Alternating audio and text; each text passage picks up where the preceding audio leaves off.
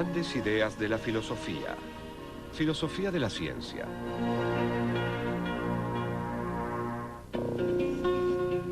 La filosofía de la ciencia es el estudio crítico de la ciencia y el razonamiento científico. Se ocupa de preguntas como: ¿puede la ciencia explicar el mundo o tan solo lo describe? ¿Existe la ciencia verdaderamente objetiva? ¿Cuál es el límite entre la ciencia y la no ciencia? ¿Existen las leyes de la naturaleza? ¿En qué se diferencia la ciencia de otros campos de desarrollo humano como el arte, el derecho o la religión? A los filósofos de la ciencia les interesa la ciencia. ¿Qué son las ciencias? ¿Cómo se relacionan entre sí? ¿Cuáles son los resultados de la ciencia? ¿Qué hacen los científicos y demás? Por ejemplo, dentro de la biología realizamos diversos tipos de distinciones. A un nivel elemental, distinguimos entre animales y plantas, y de un modo más complejo, distinguimos entre el sistema inmunológico y el digestivo, entre otros.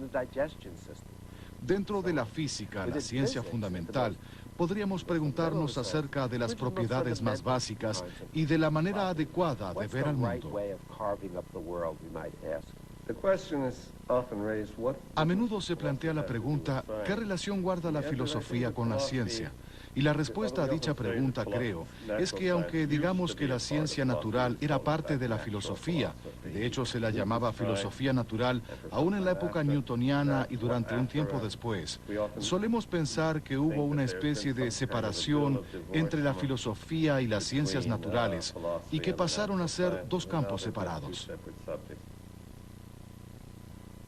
El pensamiento sistemático acerca del mundo en el que vivimos conforma la esencia de la actividad científica. También es la base del pensamiento filosófico.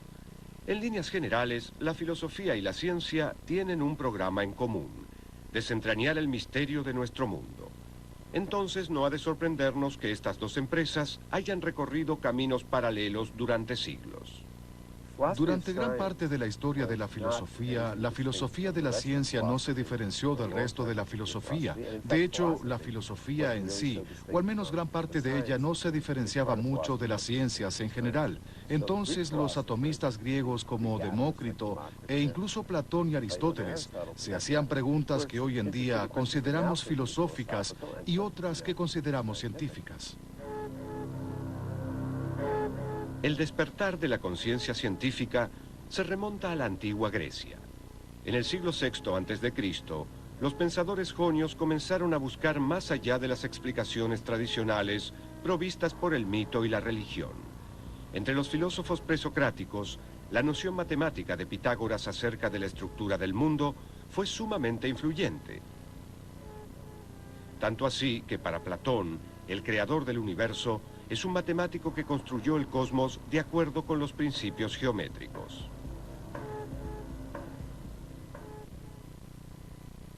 El tiempo, por tanto, nació con el universo, para que, generados simultáneamente, también desaparezcan a la vez, si en alguna ocasión tiene lugar una eventual disolución suya.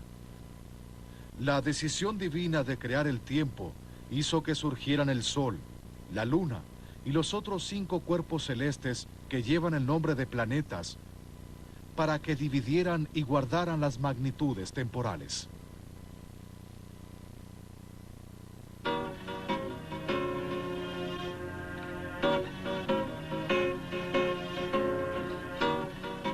De todos los pensadores griegos que contribuyeron al desarrollo del conocimiento científico, Aristóteles fue quien marcó el rumbo de la ciencia occidental. Su obra abarca no solo todas las ramas de la filosofía, sino prácticamente todos los sectores de la ciencia y del saber humano.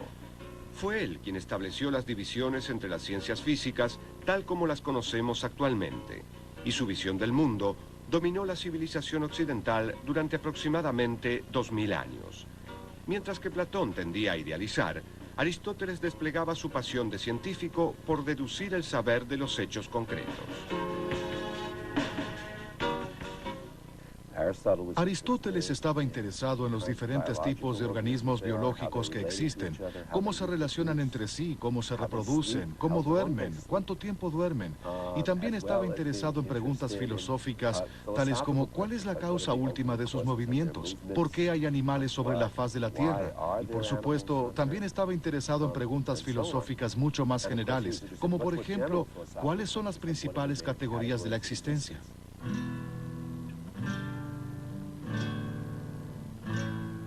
Aristóteles divide a las ciencias en tres clases: prácticas, poéticas y teóricas. Entre las ciencias teóricas menciona la matemática, la metafísica y la física.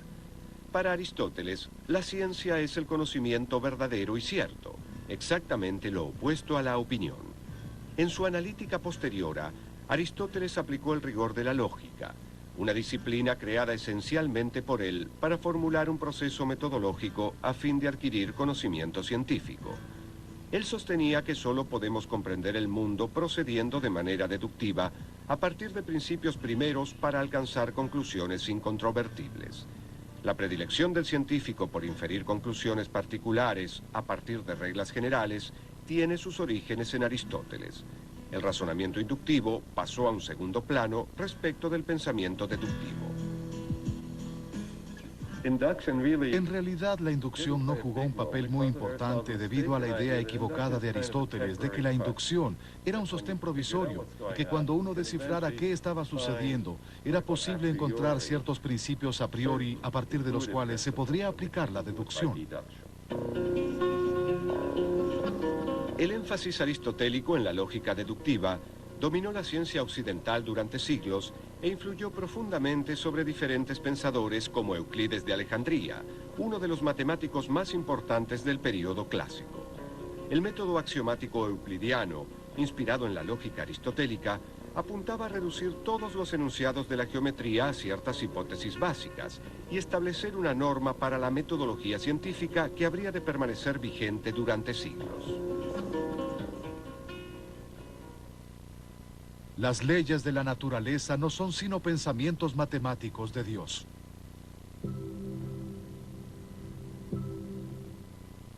En la Edad Media, los científicos notaron que al tener un conjunto de hechos, era sencillo elaborar una serie de teorías para explicar dichos hechos.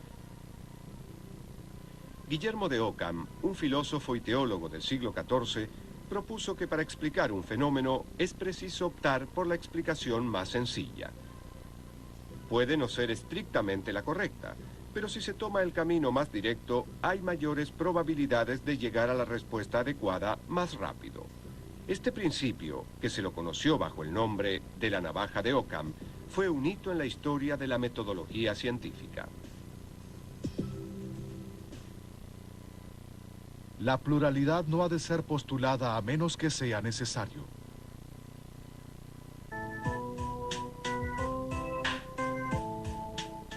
Después de que Tomás de Aquino lograra integrar a Aristóteles dentro de la ortodoxia oficial de la Iglesia Católica en el siglo XIII, el pensamiento científico se vio cada vez más dominado por el aristotelismo escolástico, que resaltaba las cualidades particulares de las cosas individuales.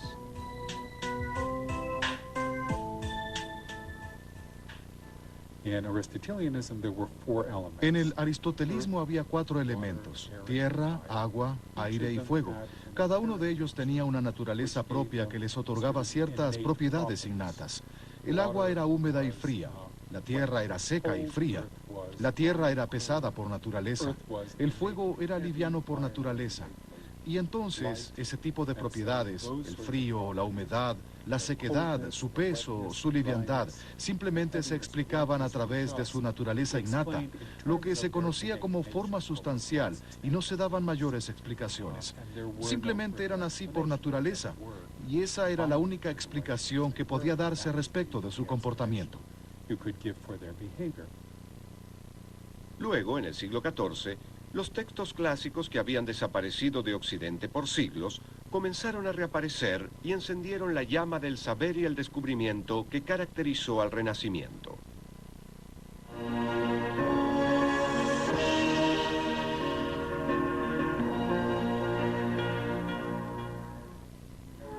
Este periodo de ferviente actividad intelectual dio lugar al surgimiento de científicos como nunca antes se había visto. Entre ellos podemos mencionar a Nicolás Copérnico, Johannes Kepler y Galileo Galilei, quienes instauraron una nueva visión de la realidad, una metodología científica sumamente crítica y una forma innovadora de pensar acerca del cosmos.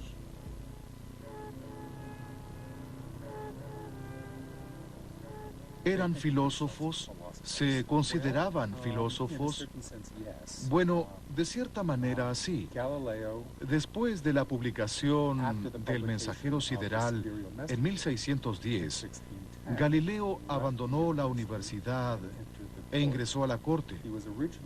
En primer lugar, le ofrecieron el cargo de matemático del Gran Duque de Toscana en la corte de Florencia. Pero él insistió para servir como matemático y filósofo del Gran Duque.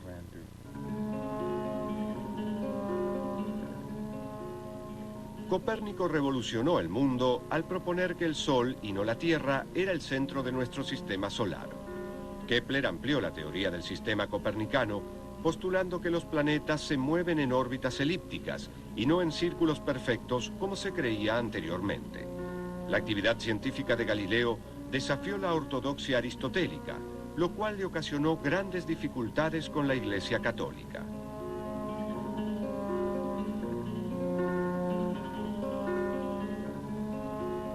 Es probable que el relato de que Galileo arrojaba objetos de la Torre de Pisa sea apócrifo, pero es cierto que Galileo realizaba experimentos que contradecían las enseñanzas de Aristóteles de que los objetos más pesados caían a mayor velocidad que los más livianos.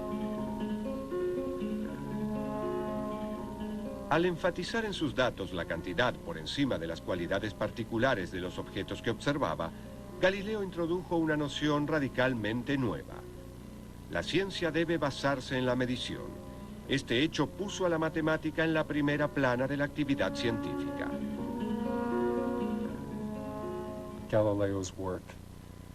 Hoy en día se considera la obra de Galileo, por supuesto, en estrecha relación con el copernicanismo y su astronomía observacional, pero creo que sus contemporáneos lo consideraban al menos igualmente importante por haber descubierto cómo comprender la caída libre en términos matemáticos. Dio la primera explicación matemática sobre la caída de los cuerpos pesados y sobre el movimiento de los proyectiles, lo cual fue muy sorprendente. Hoy en día, estos son temas muy simples para todos los que asisten a la escuela secundaria, pero en esa época eran descubrimientos verdaderamente extraordinarios. La filosofía está escrita en este grandísimo libro que continuamente está abierto ante nuestros ojos, el universo, pero no puede entenderse si antes no se procura entender su lengua y conocer los caracteres en los cuales está escrito. Este libro está escrito en lengua matemática y sus caracteres son triángulos, círculos y otras figuras geométricas, sin las cuales es totalmente imposible entender humanamente una palabra y sin las cuales nos agitamos vanamente en un oscuro laberinto. El filósofo inglés Francis Bacon sentó las bases del método científico moderno y contribuyó fundamentalmente a catalizar la revolución científica que tuvo lugar tiempo después. Según Bacon, la verdad se obtiene solamente a través del experimento. La misión del científico es la de impulsar el progreso descubriendo la evidencia que sirve para respaldar o refutar una proposición. Formuló una manera totalmente nueva de interrogar al mundo.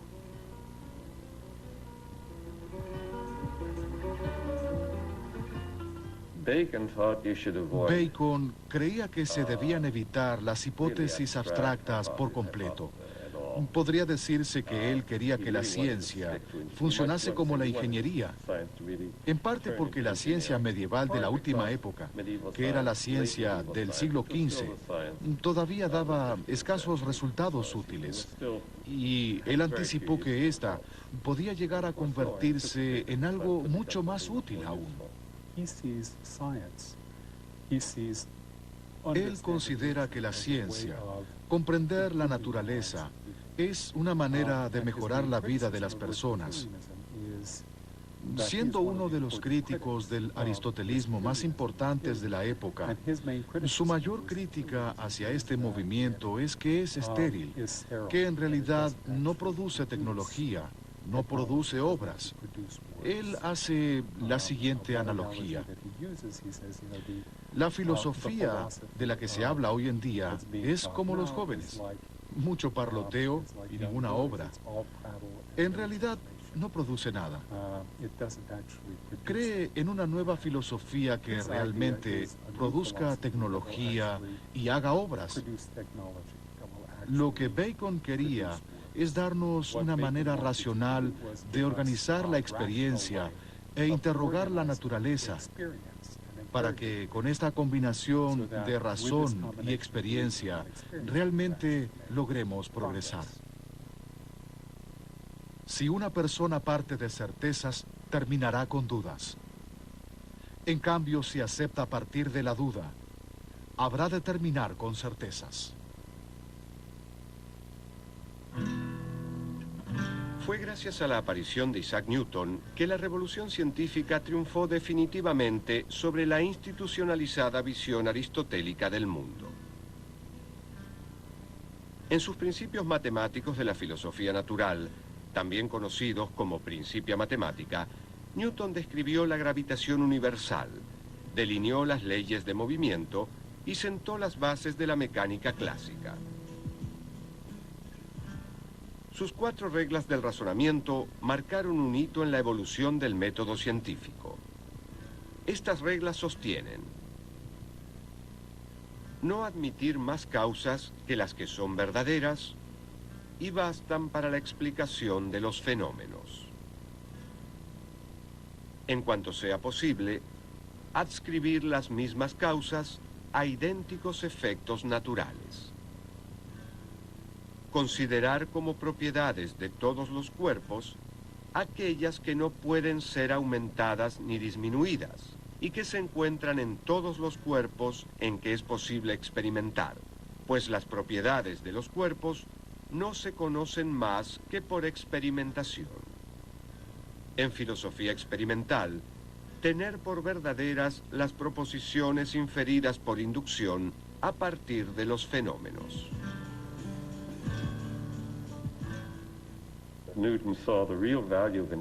Newton vio que la inducción adquiere verdadero valor cuando se la combina con hipótesis del tipo que a Bacon probablemente no le hubiesen gustado.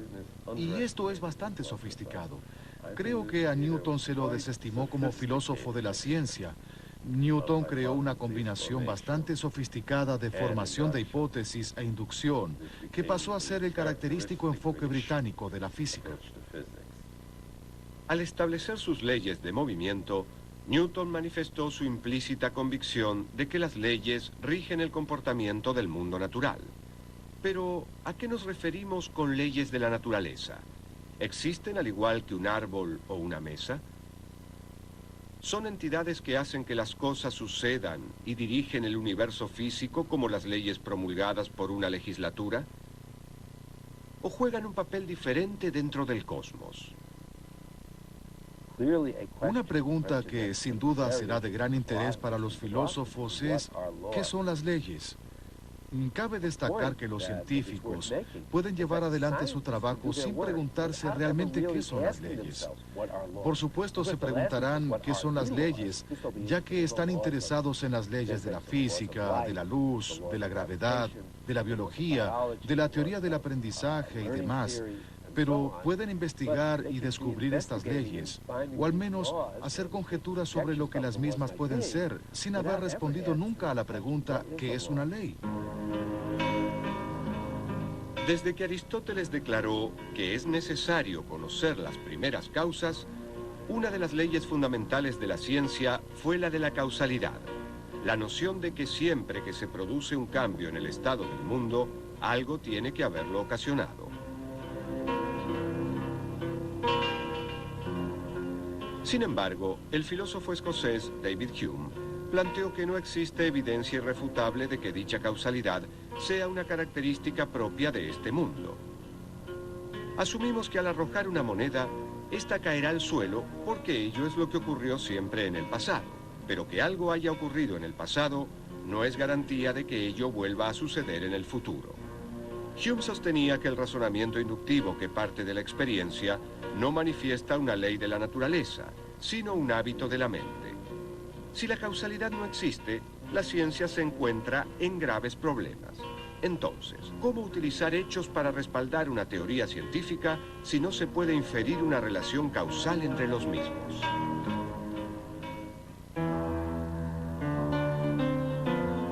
El filósofo prusiano Immanuel Kant reconoció la fuerza del argumento de Hume y respondió al mismo afirmando que todos compartimos una estructura mental para comprender el mundo, como la causalidad u otras leyes naturales, que es real en cuanto existe dentro del contexto de nuestra mente.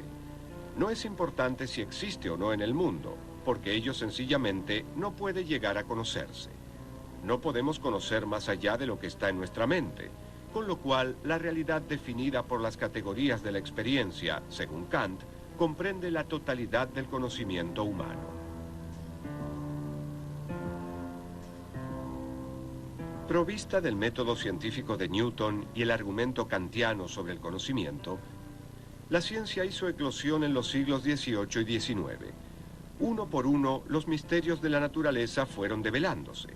Las especies evolucionaron, los objetos de la naturaleza interactuaron de manera predecible y los cielos obedecieron leyes incontrovertibles. El mundo tenía sentido y la razón triunfó sobre la ignorancia.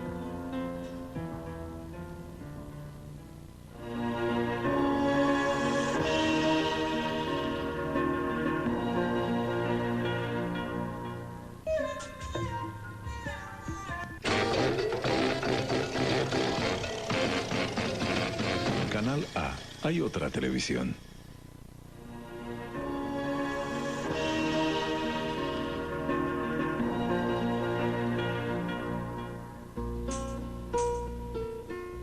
En la década de 1920 y 1930, los grandes avances en el campo de la física inspiraron a un grupo de pensadores que comenzaron a reunirse en Viena para discutir sobre filosofía. A este grupo se lo conoció bajo el nombre del Círculo de Viena y dio origen al positivismo lógico, un movimiento que sostenía que el único discurso que tenía sentido era el científico. Si se deseaba afirmar algo sobre el mundo, debía haber alguna experiencia sensible a la cual remitirse para demostrar que el reclamo en cuestión era verdadero.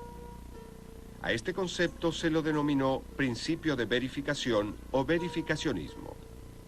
Rudolf Carnap, Maurice Schlick y Otto Neurath eran los principales miembros del Círculo de Viena, que era frecuentado por muchas eminencias.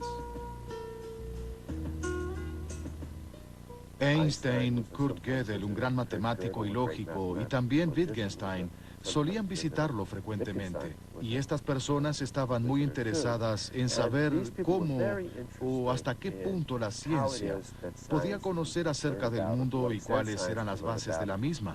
También estaban muy interesados en saber si había o no una unificación de todas las ciencias. Ellos afirmaban que la física era la ciencia fundamental y que todas las demás ciencias de alguna manera derivaban o dependían de la física. Como con el tiempo se comprobó que el principio de verificación era tan riguroso que llegó a poner en duda a la propia ciencia, el movimiento dio lugar a un renovado interés por las teorías de la confirmación que intentaban incorporar el razonamiento inductivo o algo similar al campo de la ciencia. Algunos filósofos como Peter Strawson sostuvieron que la inducción no debía hacerse pasar por la deducción para ser considerada válida. Él creía que existía un principio de uniformidad en la naturaleza. Este principio nos asegura que debido a que el Sol salió en el pasado, podemos inferir razonablemente que lo volverá a hacer en el futuro.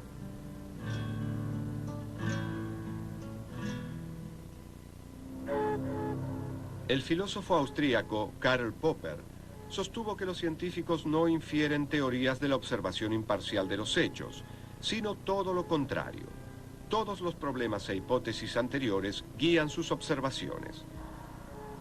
En claro contraste con el verificacionismo del Círculo de Viena, Popper remarcó la importancia del criterio de falsabilidad. Una teoría no debe ser aceptada a menos que pueda determinarse qué experiencia o hecho demostrarían su falsedad. La tarea del científico es formular teorías y contrastarlas con sus observaciones. Si la hipótesis resiste la prueba de refutación, puede aceptarse provisionalmente. La gran ventaja de la falsación sobre la verificación es que 1000 observaciones no bastan para verificar una teoría, pero una sola es suficiente para refutarla. Popper tenía una visión general muy interesante sobre la naturaleza y el desarrollo de la ciencia y del conocimiento científico. Y pensaba que de hecho cualquier teoría que hubiera sido formulada sería refutada eventualmente, ya que podemos adquirir cada vez más conocimiento y nuestras respuestas pueden estar cada vez más cerca de ser correctas y verdaderas. Y era poco probable que alguna vez diéramos de manera exacta con una teoría completamente verdadera. Popper pensaba que el razonamiento inductivo era una especie de ilusión óptica. Sostuvo que utilizamos un método de prueba y error que puede parecer inductivo, pero cuya estructura lógica era completamente diferente. Las conjeturas son nuestros globos de ensayo. Las ponemos a prueba criticándolas y tratando de reemplazarlas, intentando demostrar que puede haber conjeturas mejores o peores y que las mismas pueden mejorarse. El lugar que ocupa el problema de la inducción ha sido usurpado por el problema de la bondad o maldad comparativa de las conjeturas o teorías contrarias que han sido propuestas.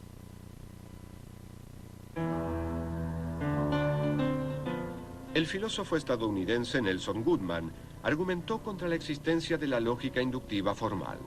Su obra, Nuevo enigma de la inducción, intentó demostrar que para cada hipótesis confirmada por la evidencia, existe un número infinito de hipótesis alternativas que son contradictorias con la primera, pero que también podrían ser confirmadas por dicha evidencia. En otras palabras, una teoría nunca puede confirmarse por medio de la observación. En un artículo publicado en 1947, Nelson Goodman, un filósofo maravilloso, relacionó las leyes con la inducción de un modo extraordinario. Y hoy en día, este tema es frecuentemente abordado, sugiriendo que las únicas hipótesis que pueden ser proyectadas de manera inductiva son las hipótesis tipo ley. Es decir, las hipótesis que se asemejan a las leyes en otros aspectos, además de sus características sintácticas. Una manera de rescatar a la inducción es dejar de querer alcanzar la certeza de la deducción y en lugar de ello, luchar por lograr la probabilidad estadística. La teoría de la confirmación bayesiana, que recibió su nombre en honor al matemático inglés del siglo XVII, Thomas Bayes, es un método de inferencia estadística que combina el sentido común y la evidencia observacional para posibilitar la inducción dentro de un mundo incierto. Es un modelo de realidad en el que se prefiere utilizar el concepto probablemente en lugar de siempre.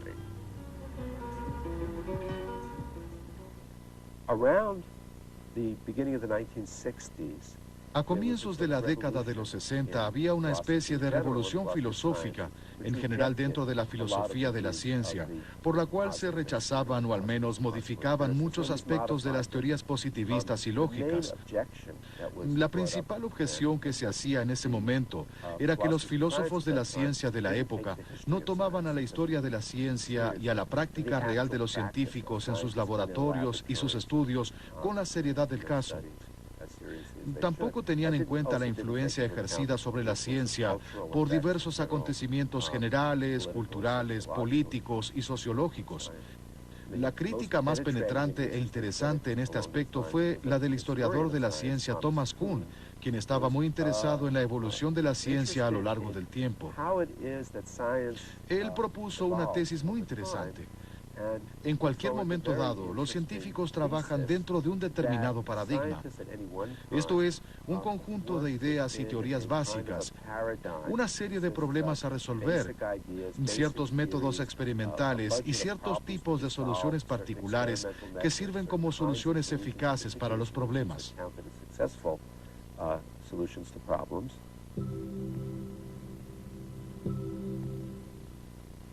Kuhn enfatizó la importancia del contexto histórico y social dentro de la actividad científica. Se preguntaba por qué en un momento dado de la historia algunas teorías se aceptaban mientras que otras no. Para encontrar la respuesta a dicha pregunta, Kuhn creó la noción de paradigma. Según Kuhn, un paradigma es una descripción científica del mundo que es generalmente aceptada y provee un modelo de investigación.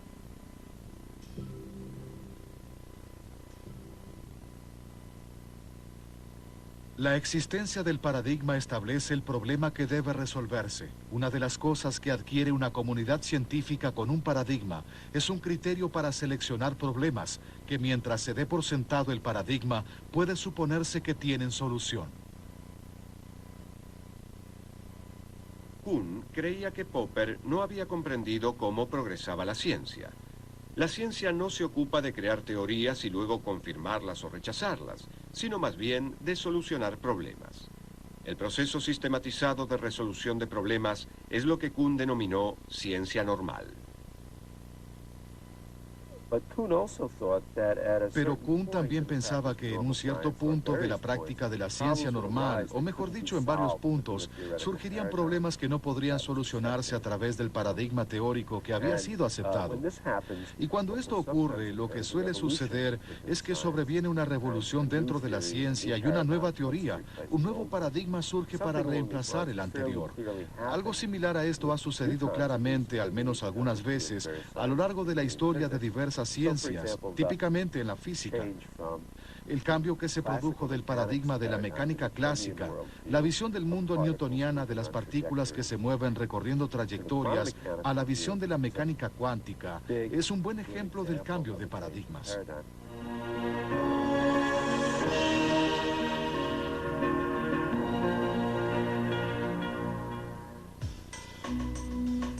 El siglo XX estuvo dominado por dos hallazgos en el campo de la física cuya rareza fascinó a los filósofos: la mecánica cuántica y la relatividad.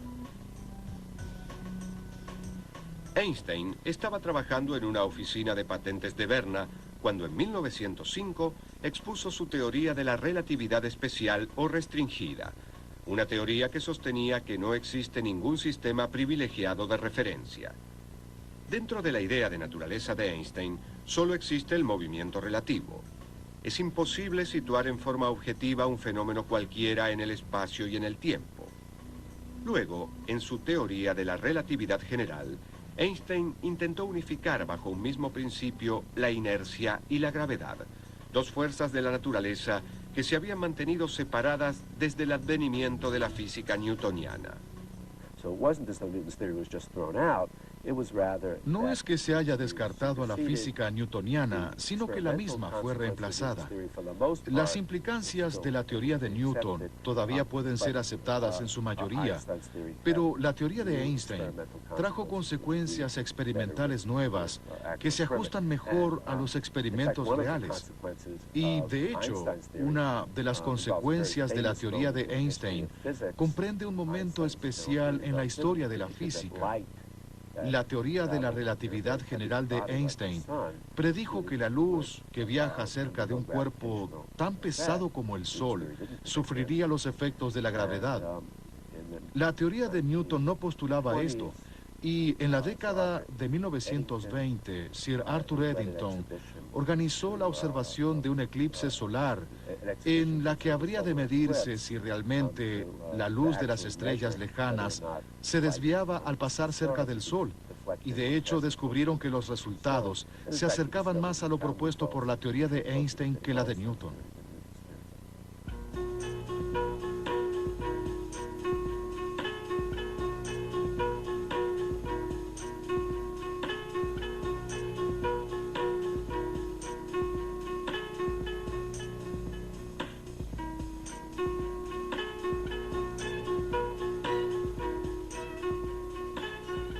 La curvatura del espacio y del tiempo que describe Einstein desafió la noción euclidiana del mundo. Casi de la noche a la mañana, las nociones clásicas de espacio, tiempo, materia y movimiento pasaron a ser obsoletas. Había surgido un nuevo paradigma con implicancias que trascendieron el campo de la física. El segundo hallazgo importante de la física del siglo XX fue la mecánica cuántica.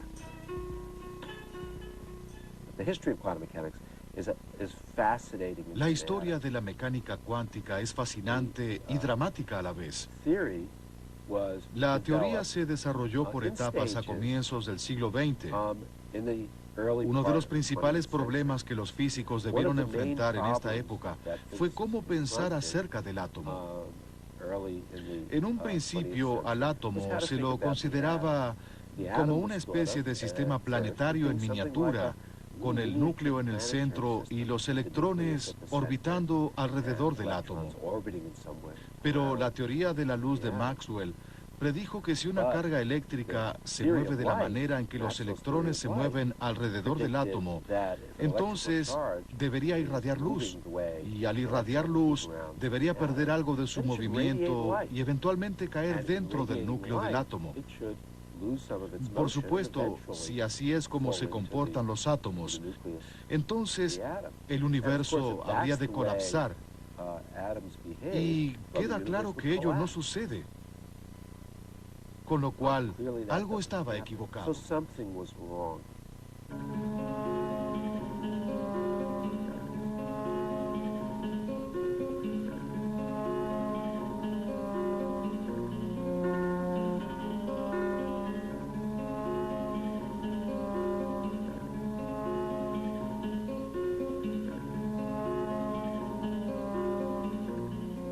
El físico danés Niels Bohr propuso combinar el modelo del sistema planetario en miniatura con las nuevas ideas radicales propuestas por Max Planck.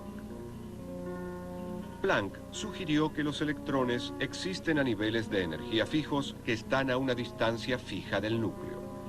Cuando un electrón salta a un nivel más cercano al núcleo, libera una descarga o cuanto de energía. Cuando el átomo absorbe un cuanto de energía, el electrón se aleja del núcleo.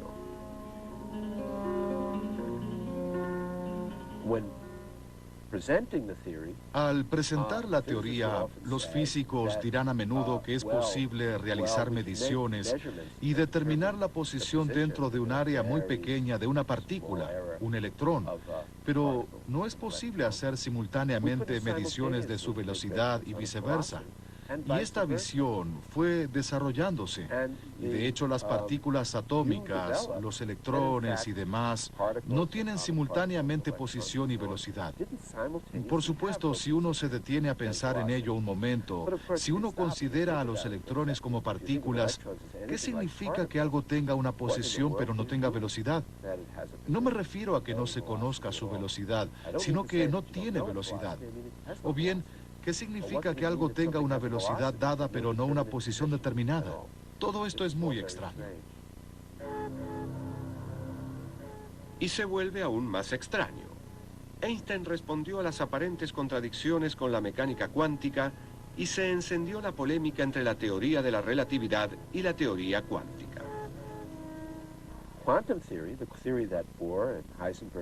La teoría cuántica desarrollada por Bohr y Heisenberg sostenía que podía haber electrones en situaciones fácilmente reproducibles en las que dichos electrones en sí no tenían posiciones y velocidades determinadas, sino que sus posiciones y velocidades estaban interrelacionadas. ¿Qué significaba esto?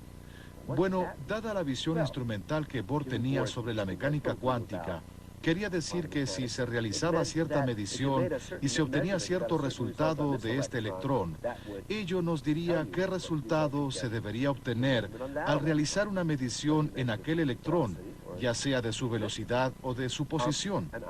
Y Einstein dijo, si al medir este electrón modifico el hecho de que no tenga una posición determinada a que sí la tenga, y ello a su vez hace que otro que no tenía una posición determinada pase a tenerla sin que yo intervenga en absoluto, debe ser que dicho cambio se produce instantáneamente y a través del espacio. Y Einstein creía que eso era absurdo. Pensaba que de hecho ello violaría su teoría de la relatividad especial. Entre los aspectos característicos de la teoría cuántica se encuentra la noción de que dos objetos que están en diferentes posiciones pueden interactuar simultáneamente. Un efecto que Einstein denominó acción fantasmal a distancia.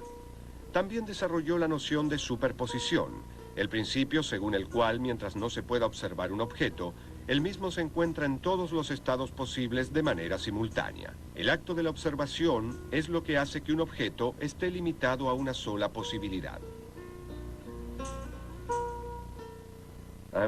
Una vez dije que existen muchas interpretaciones sobre la mecánica cuántica. Cada una de ellas recibe el apoyo de su creador y 6 amigos suyos. Y me han dicho que mencionar 6 es ser demasiado optimista.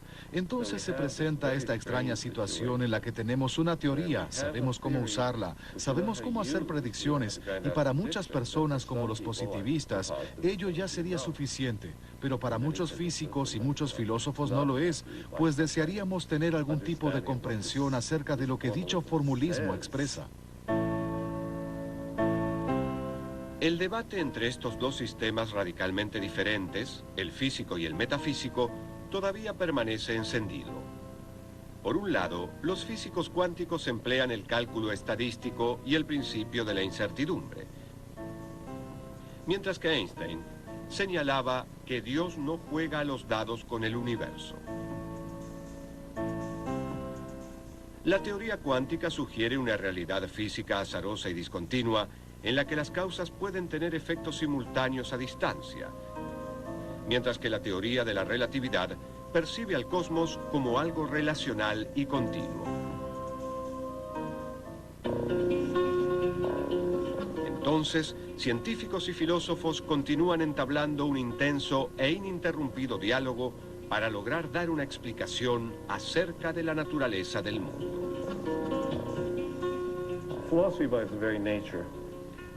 Por su propia naturaleza, la filosofía se ocupa de temas que no son considerados ciencia todavía, o que parecen ser intrínsecamente algo diferente a la ciencia, tal como la ética o la estética, o que se elevan a lo que a veces denominamos un metanivel, con cuestiones de metodología, niveles de significación y demás.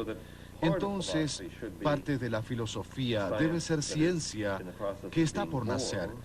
La filosofía funciona como una cuna para las ciencias del mañana. ¿Por qué ciertas personas se dedican a ser filósofos?